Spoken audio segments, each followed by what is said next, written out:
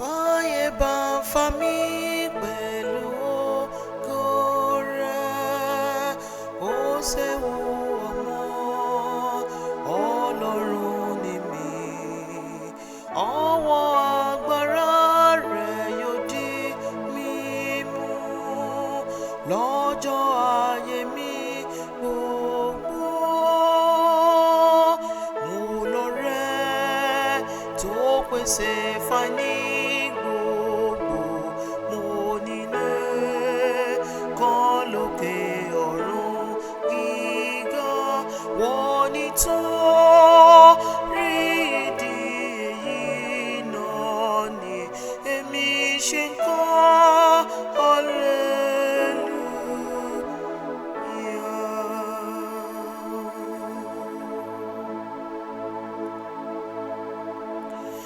èmi kò jẹ́ gbàgbé pé lórí igi ní ọmọ Ọlọ́run gbékú fún mi. Kò lè ṣàìkú láti gbọ́kàn mi là, kó tún sí ọ̀nà mi rán. Mo lọ́rẹ́ tó pèsè fani gbogbo. Mo nílé kan lókè ọ̀run gíga. Wọ́n ní tó rí ìdí èyí náà ni èmi ṣe kọ́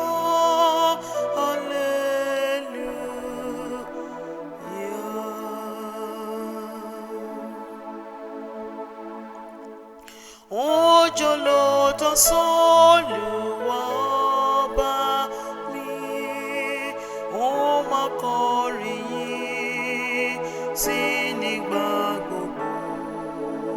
Mo mọ̀ pé níkẹyìn òun yóò gbọ́ mi láti máa bá gbé títí.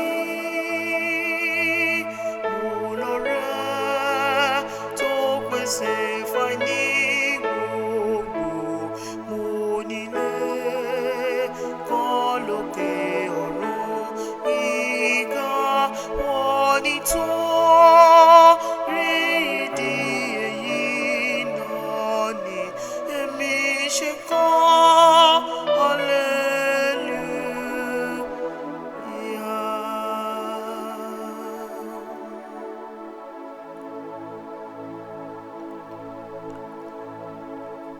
báyé bá ń fa mí pẹ̀lú